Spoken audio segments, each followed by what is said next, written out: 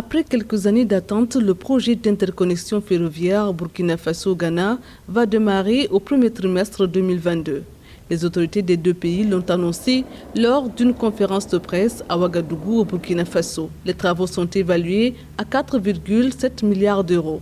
La rentabilité économique du projet est assurée par un trafic passager variant entre 2 à 3 millions de passagers par an et des prévisions de transport estimées entre 7 et 17 millions de tonnes par an. La phase des travaux de construction devrait permettre la création de 30 000 emplois directs et indirects et d'améliorer les activités économiques de chaque ville qui dispose d'une gare sur le tracé.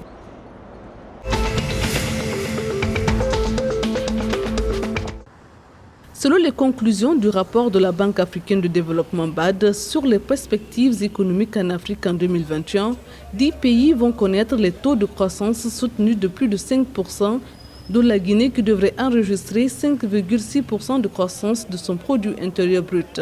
Cette reprise, précise la BAD, sera soutenue par le retour du tourisme, un rebond des prix des matières premières et la levée des restrictions induites par la pandémie. Les perspectives sont toutefois, précise l'institution, sujettes à une grande incertitude liée à des risques externes et internes.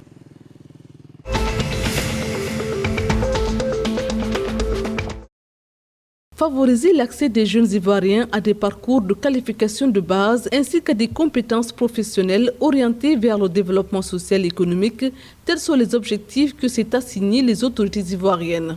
Dans ce cadre, il est prévu la construction de 58 collèges en zone périurbaine dans l'enseignement des sciences avec la réhabilitation du lycée scientifique de Yamoussoukro ainsi que la création d'un centre thématique moderne permettant de transformer et de valoriser les bioressources à l'université Pelefero Gon Coulibaly de Korogo.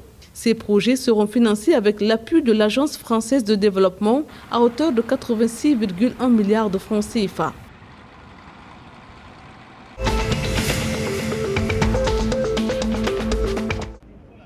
Au Togo, plus de 500 millions de francs CFA vont être dédiés aux travaux de construction et de réhabilitation de cette infrastructure scolaire.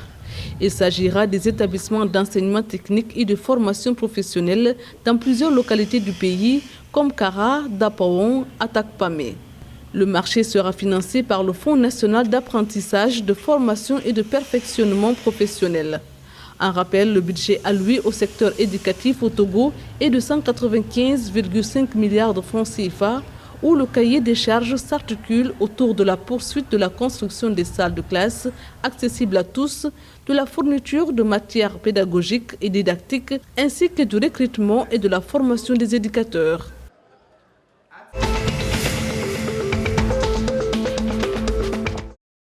Djihadistes selon Barkhane, chasseurs selon les locaux. Les versions se contredisent dans la frappe de Talatay, une localité située entre Gao et Ménéka. 6 jeunes ont été tués jeudi dans le nord-est du Mali dans une frappe décrite par la force française Barkhane comme visant des djihadistes, alors que des notables locaux parlent de simples chasseurs tués alors qu'ils traquaient le gibier. La force Barkhane a confirmé qu'il y a bien eu une opération aérienne à 60 km au nord d'Indélimane pour neutraliser un groupe armé terroriste. C'est la deuxième fois en quelques mois qu'une intervention aérienne française donne lieu à des versions opposées.